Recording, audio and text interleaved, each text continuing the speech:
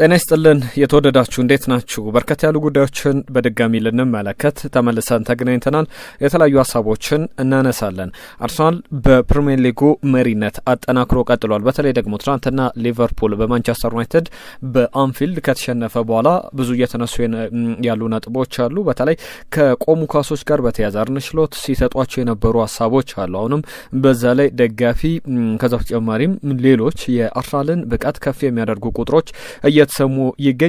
አንዳንድ ተጫዋቾችን አነጻጽረንም ለመልከት እንሞክራለን። የሚካኤል አርቴታ ቡድን ቀጣይ ጨዋታዎችንም እያነሳን የምንቆይ ነው የሚሆነው። ከዛ ውጪ በቻምፒየንስ ሊግ በአትሌቲኮ ማድሪድ ጋር የሚደረገው ጨዋታ ዲየጎ ሲሞኒ ከሚካኤል አርቴታ የበለጠ ትኩረትን የሚስቡ ጉዳዮች ያሉበት ነው። ከሊቨርፑል ጋር በተያያዘ ነጥብ ከጣለ በኋላ በቀጣይ ደግሞ የሚኖሩ ከባድ ጨዋታዎች ይኖራሉ ለሊቨርፑል። ባለፈው ከሳምንታት በፊት ስናነሳቸው የነበሩ ጉዳዮች ነበሩ። ለሊቨርፑል ቀጣይ ሳምንታት በጣም ከባድ ናቸው ስንል ነበረ። በዛ መንገድ የሚተረጎም ነው። አርሰናል ዋንጫውን ለማሸነፍ ምን ያክል እድል አለው? ሪዮ ፈርዲናንድ እየሰጠ ያለው አስተያየት አለ። ከዛ በተጨማሪ ሌሎችም ስለ አርሰናል ዋንጫ አሸናፊነት የተነሱ ጉዳዮች አሉ። በዝርዝር እንመለከተዋለን። አርሰናልን በተመለከተ በዝውውር ጉዳዮች ኬፕረን ቱራም ባለፈው ሳምንት ስናነሳው የነበረ የተጫዋች ስም ነው። አሁን ደግሞ ሌሎችም ጉዳዮች ከሱ ጋር በተያያዘ ዩቬንቱስ ስለ ተጫዋቹ ዝውውር ያለውን አቋም በተመለከተ እየወጡ ያሉ መረጃዎች አሉ፣ እንነግራቸዋለን። ኬፕረን ቱራም ብቻ አይደለም፣ ሁለት የመስመር ተጫዋቾች በመስመር በአጥቂነት መጫወት የሚችሉ ተጫዋቾች ነገር ግን በጣም ጥሩ አቅም ያላቸው ከአንዳንድ ተጫዋቾች ጋር ጭምር የሚነጻጸሩ ከነ አሪያን ሮበን ጋር የሚነጻጸሩ ከነ ጀርዳን ሻኪሪ ጋር የሚነጻጸሩ ከአይቮሪ ኮስታዊው ሲሞን አዲንግራ ጋር የሚነጻጸሩ ተጫዋቾች በአርሰናል እይታ ውስጥ እንደገቡ የሚያሳዩ ብዙ ዘገባዎችን እየተመለከተን እንገኛለን። ለሁሉም እነዚህን ጉዳዮች በዝርዝር እያነሳን እየነገርናችሁ እንቆያለን። ከዝውውር ጉዳዮች በተጨማሪ አንድ የቀድሞ የፕሪሚየር ሊግ ግብ ጠባቂ ነው። አሁን በላሊጋው ላይ እየተጫወተ ይገኛል። በአርሰናል እንዴት ተቃርቦ እንደነበረ እንዴት እንደሚጸጽተው ዝውውሩ አለመጠናቀቁን የሚያነሳ ሀሳብም ሰጥቷል። ከቪዬራ ጋር በተያዘም ስለ ዴክላን ራይስ የተሰጠው አስተያየት መነጋገር ይሆናል። አለን ሺረር ቪክተር ጌኬሬሽን በተመለከተ ያነሳቸው ጉዳዮች አሉ። ሌሎች አጫጭር ጉዳዮችንም እየነገርናችሁ እንቆያለን። በቻላችሁ ተብራችሁን ቆዩ። የአርሰናል ቻናልን ቤተሰብ በመሆን በየዕለቱ አዳዲስ ጉዳዮችን ይዘን እንመጣለን። በአርሰናል በኩል ለአርሰናል ቤተሰቦች ለመድፈኛው ቤተሰቦች እንድታስተዋውቁ ሼር እንድታደርጉ አስቀድሜ ላስታውሳችሁ። በቀዳሚነት ወደምንመለከተው ጉዳይ ልለፍ። በቀዳሚነት ከምናነሳቸው ጉዳዮች መካከል የትናንትናው ጨዋታን በተመለከተ እየተነሱ ያሉ ዘገባዎች አሉ። ከነዚህ ሀሳቦች መካከል የማንቸስተር ዩናይትድ ሊቨርፑልን ማሸነፍ ተከትሎ ከዛም ውጪ ከሊቨርፑል መሸነፍም በላይ ሌሎች በሊቨርፑልና በአርሰናል መካከል ያሉ በሳምንታት ልዩነት ምን ያክል የነጥብ ልዩነት እንደመጣ መናገር ይቻላል። በቅርብ ጨዋታዎች ላይ በቼልሲ በክሪስታል ፓላስ ትናንትና ደግሞ በማንቸስተር ዩናይትድ ሊቨርፑል ተሸንፏል። ከሳምንታት በፊት ሊጉን በረጅም ርቀት ሲመራ ነበር። በእርግጥ በቻምፒየንስ ሊግም በጋላታሳራይ የተሸነፈበት ጨዋታ የሚጠቀስ ነው። 4 ተከታታይ ሽንፈቶች። አሁን 5ኛ ጨዋታ በሊቨርፑል በኩል የሚሸነፍ ከሆነ ከ72 ዓመታት በኋላ መጥፎ ታሪክ የሚያስመዘግብ ነው የሚሆነው። ያንን ያነሳኑ ከሊቨርፑል ጋር በተያያዘ ከሳምንታት በፊት ምን ሲባል ነበረ? አርሰናል ከዋንጫው እንደራቀ ከዛ ውጪ በጣም ከባድ ጊዜ ላይ ሊሆን እንደሚችል የሚያነሱ ሀሳቦች ሲሰነዘሩ ነበር። አሁን ግን ከዛ በተቃራኒ ሌሎች ሀሳቦችን በደንብ እየተመለከትን እንገኛለን። ከነዚህ ሀሳቦች መካከል ለምሳሌ ሊቨርፑል 5 ነጥብ ልዩነት ሊጉን ሲመራ ነበረ። ከቅርብ ጨዋታዎች በፊት 3 ሳምንታት ወደኋላ ብንቆጥር እነዚህ የሚነሱ ሀሳቦች ነበሩ። በ5 ነጥብ ልዩነት ሊጉን ይመራል። ከዛ በኋላ ግን 4 ነጥብ ልዩነት ከአርሰናል ወደኋላ ዝቅ ብሎ ተቀምጧል። በእነዚህ 4 ጨዋታዎች ወይም ደግሞ በአጠቃላይ በፕሪሚየር ሊጉ 3 ጨዋታዎች ከተሸነፈ በኋላ የ4 ነጥብ ልዩነት መጥቷል። ያ ማለት አርሰናል ተከታታይ ጨዋታዎችን እያሸነፈ የቀጠለበት ነው። ለምሳሌ ዘንድሮ በ5 ተከታታይ ጨዋታዎች በሁሉም ውድድሮች አርሰናል ሁሉንም ጨዋታዎች አሸንፏል። ከፖርት ቫሌ ጀምሮ ፖርት ቫሌን ያሸነፈበት የ2-0 ድል የሚጠቀስ ነው። ከዛ በኋላ ኒውካስትል ዩናይትድን ገብርኤል ማጋሌሽ ባስቆጠራት ግብ 2-1 በሆነ ውጤት አሸንፏል። በቻምፒየንስ ሊግ ኦሎምፒያኮስን ከዛ በኋላ ዌስትሃምን በኤሚሬትስ ስቴዲየም 2-0 አሸነፈ። ፉልሃምን ደግሞ 1-0 በሆነ ውጤት ያሸነፈበት ተከታታይ ጨዋታዎች የሚጠቀሱ ናቸው። የሚካኤል አርቴታ ቡድን ነገሮችን እያስተካከለ ሁሉም ነገር በጥሩ መንገድ እየሄዱ ይገኛሉ። ከአርሰናል ጋር በተያያዘ ሊቨርፑልን መብለጡ ብቻ አይደለም፣ ሊጉን መምራቱ ብቻ አይደለም፣ በብዙ መንገድ በጣም የተዋጣለት ጊዜን እያሳለፈ ይገኛል። ባለፉት አመታት ሲቸገርባቸው የነበሩ ፊክስቸሮችን በደንብ በጥሩ መንገድ ሲያሸንፍ ተመልክተናል። አሁን አንድ ነገር ላነጻጽርላችሁ። ከባለፈው አመት 7-8 ጨዋታዎችን ላንሳና ባለፈው አመት አርሰናል ያደረጋቸው 2024-25 የውድድር ዘመን ላይ ለምሳሌ ዘንድሮ በ2025-26 የውድድር ዘመን ከማንቸስተር ዩናይትድ ጀምሮ ሊቨርፑልን፣ ኖቲንጋም ፎረስትን፣ ማንቸስተር ሲቲ፣ ኒውካስል ዩናይትድን፣ ዌስትሃምን፣ ፉልሃምን ገጥሟል። ባለፈው የውድድር ዘመን ከነዚህ ቡድኖች ጋር የነበረው የእርስ በርስ ግንኙነት እንዴት ነበረ ብለን ስናነሳ ከነዚህ ጨዋታዎች ጋር በተያያዘ ከነበሩ 8 ጨዋታዎች በአጠቃላይ በሁሉም ውድድሮች ብቻ አይደለም በዚህ በፕሪሚየር ሊግ ላይ እነዚህን 8 ጨዋታዎች አድርጎ 8 ቡድኖችን ገጥሞ 5ቱን አሸንፏል፣ ባንዱ ተሸንፏል፣ ባንዱ አቻ ወጥቷል። በ7 መርሃ ግብሮች ላይ የሚጠቀሱ ናቸው። የፉልሃምን መርሃ ግብር ጨምሯን ስንመለከት ነገር ግን ባለፈው የውድድር ዘመን ከነዚህ 5 ያሸነፋቸው ጨዋታዎች ከዛ በተጨማሪ ባንዱ አቻ ወጥቶ በአንዱ ተሸንፏል እንዳልኩት። ባለፈው የውድድር ዘመን ግን ለምሳሌ ከማንቸስተር ዩናይትድን ዘንድሮ አሸንፏል 1-0። ባለፈው የውድድር ዘመን በኦልድ ትራፎርድ አቻ ነበር የተለያዩት። ከሊቨርፑል ጋር የተሸነፈበት ብቸኛው ጨዋታ ነው ዘንድሮ። ከዛ ውጪ ማንቸስተር ሲቲን 1-1 የተጠናቀቀ ጨዋታ ነው ዘንድሮ። ባለፈው የውድድር ዘመን 5-1 በሆነ ውጤት አሸንፎ ነበር። ፎረስትን ባለፈው የውድድር ዘመንም አሸንፎታል፣ አሁንም አሸንፎታል በተመሳሳይ 3-0 በሆነ ውጤት የተጠናቀቀ ጨዋታ ነው። ከኒውካስል ዩናይትድ ጋር ሴንት ጄምስ ፓርክ ላይ ባለፈው የውድድር ዘመን 1-0 በኒውካስል ዩናይትድ አሸናፊነት የተጠናቀቀ ነበር። ዘንድሮ ግን ቅድም እንዳነሳሁት 2-1 በሆነ ውጤት አሸንፏል። ከዛ ውጪ የዌስትሃም ዩናይትድ ጨዋታ የሚጠቀስ ነው። ዌስትሃም ዩናይትድን ኤምሬትስ ላይ ገጥሞ 1-0 ተሸንፎ ነበር። ዘንድሮ 2-0 አሸንፏል። ከፉልሃም ጋር ፉልሃምንም ያሸነፈበት ጨዋታ የሚጠቀስ ነውና በእነዚህ ጨዋታዎች ላይ 7 የተሻሉ ነጥቦችን አግኝቷል። በእነዚህ መርሃ ግብሮች ላይ ባለፈው አመት ማግኘት ከነበረበት ነጥብ በጣም ዝቅ ያለ ነጥብ ነበር ያስመዘገበው። እንግዲህ በግብ ደረጃ በ11 ጨዋታዎች 3 ግቦችን ብቻ አስተናግዶ በጣም በጥሩ መንገድ እየተጓዘ ይገኛል። በቅርብ አመታት እንደዚህ አይነት ጥሩ ቁጥሮችን አላስመዘገበም። የተሻለ የሚባለው 2019-20 የውድድር ዘመን ላይ በመጀመሪያዎቹ 10 ጨዋታዎች ጥቂት ግቦችን የተቆጠሩበት ናቸው፣ 5 ግቦችን። ዘንድሮ ግን እስካሁን በ11 ጨዋታዎች 3 ግቦች ብቻ ያስተናገደ የተከላካይ ክፍል እንዳለው መናገር ይቻላል። ይህ ዲፌንሲቭ ላይን የተከላካይ ክፍል ደግሞ የተገነባው ለምሳሌ ትናንትና በማንቸስተር ዩናይትድ ሲሸነፍ ኢብራሂማ ኮናቴ እንዲሁም ደግሞ ቨርጅል ቫን ዳይክ ከ130 ሚሊዮን ፓውንድ በላይ የወጣባቸው ተጫዋቾች ናቸው በጥምረት። አርሰናል ግን ይህንን የተከላካይ ስፍራ ሲገነባ በአመታት ዊሊያም ሳሊባ 2019 ላይ ከመጣ ጀምሮ 27 ሚሊዮን ፓውንድ ነበር የተከፈለበት። ገብርኤል ማጋሌሽ 2020 ላይ መጥቷል፣ 27 ሚሊዮን ፓውንድ የወጣበት ተጫዋች ነው። ሪካርዶ ካላፊዮሪ 2024 ላይ ሲፈርም 33 ሚሊዮን ፓውንድ ተከፍሎበታል። ጁሪን ቲምበርን ስንመለከት 34 ሚሊዮን ፓውንድ። እነዚህ ተጫዋቾች በጣም ጥሩ የሚባሉ ተጫዋቾች ናቸው። አሁን የአርሰናል ዲፌንሲቭ ላይን የአርሰናል ተከላካይ ምን ያክል የተዋጣለት እንደሆነ በደንብ የሚያሳዩ ቁጥሮችን ተመልክተናል። ለሁሉም እነዚህ ከጨዋታዎች ጋር በተያያዘ የሚነሱ ናቸው። አጫጭር ጉዳዮችንም ላንሳ። ፕሪሚየር ሊጉን መምራት ብቻ አይደለም፣ በጥሩ ብቃት በደንብ በቀጣይም ለአሸናፊነት የሚገመት እንደሆነ አንዳንድ ተንታኞች ሀሳባቸውን ይሰጣሉ። ከዚህ በፊት አርሰናል ዋንጫ ያነሳም ሲሉ የነበሩ በሙሉ አሁን የተሻለ ግምቶችን እያስቀመጡ ይገኛሉ። ኦፕታ ሱፐር ኮምፒውተሮች የተለያየ ግምቶችን ባለፈው ለምሳሌ ከ40% በላይ ቁጥሩ ከፍ ብሎ ነበር አርሰናል ሊጉን የማሸነፍ እድሉ።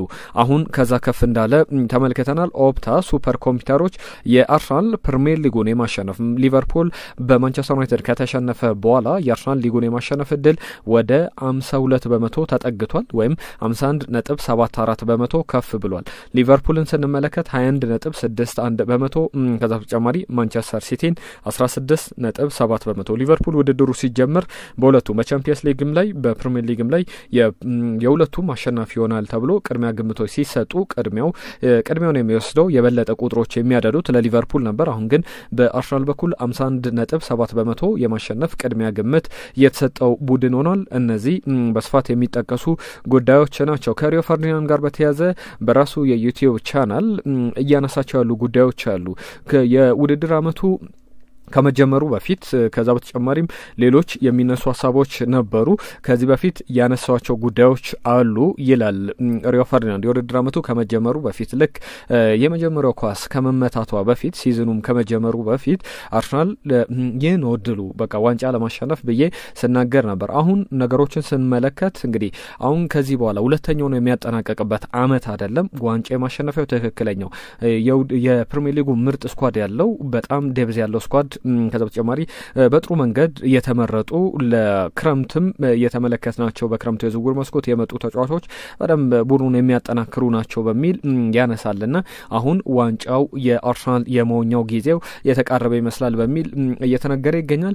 ብዙዎች ሊያብጠለጥሉት የሚሞክሩትን ቪክተር ጊዮኬሬሽን በተመለከተ ደግሞ አንዳንድ ጉዳዮችን ላንሳ። ከዛ በፊት አንድ ጥያቄ ላቅርብላችሁ፣ እናንተንም ተሳትፎ እንፈልጋለን። ከዚሁ ጋር በተያያዘ የሚነሳው በአርሰናል ቤት የማይተካው ተጫዋች ለእናንተ ማን ነው?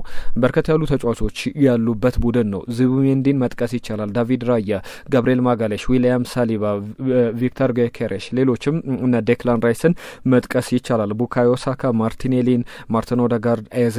ማን ነው የእናንተ የማይተካው ተጫዋች? በቡድን ውስጥ በጉዳት ባይለይ ሁል ጊዜ ቢኖር የምትሉ ተጫዋች የምትሉትን አስቀምጡልን። እኛ አንዳንድ ተንታኞች የሰጡትን ሀሳብ እናጋራችኋለን። ከዚሁ ጋር በተያያዘ ወደ ሌሎች ጉዳዮች ላምራና አንድ ሁለት መረጃ ልንገራችሁ። ቪክተር ጊዮኬሬሽ ጋር በተያያዘ አለን ሺረር አሁን በተደጋጋሚ ስለ ተጫዋቹ ጥሩ አጥቂነት ስለ ተጫዋቹ ጥሩ ጊዜን እያሳለፈ እንደሚገኝ ምስክርነቱን በተደጋጋሚ የገለጸ ይገኛል። ከሰጣቸው አስተያየቶች መካከል በቅርብ ጊዜያት የተመለከትናቸው አንዳንድ ጉዳዮች ነበሩ። አለን ሺረር የአጥቂ ደመነፍስ ያለው አጥቂ ነውና እንደዚህ አይነት አጥቂዎችን ደግሞ የመረዳት አቅም እንዳለው መናገር ይቻላል። ከሺረር ጋር በተያያዘ እየተነሱ ካሉ ጉዳዮች መካከል ቪክተር ጊዮኬሬሽ እስካሁን በፕሪሚየር ሊጉ ላይ 3 ግቦችን ብቻ ነው ያስቆጠረው። ግብ ቆጠረ 7 ጨዋታዎች ተቆጥረዋል። እነዚህን በተመለከተ በሊጉ ላይ በተለይ ደግሞ እንደዚህ ግብ ሳያስቆጥሩ መቆየት ለኮንፊደንስ ጥሩ አይደለም። ነገር ግን ቪክተር ጊዮኬሬሽ ካለው እንቅስቃሴ አንጻር ለምሳሌ ሚካኤል አርቴታ እኔ የምፈልገው ቪክተር ጊዮኬሬሽ ግብ የማያስቆጥረውን ቪክተር ጊዮኬሬሽ ነው፣ ለቡድን አጋሮቹ ስፔስ የሚፈጥረውን ያንን የምፈልገው ብሎ ሲናገር ነበር።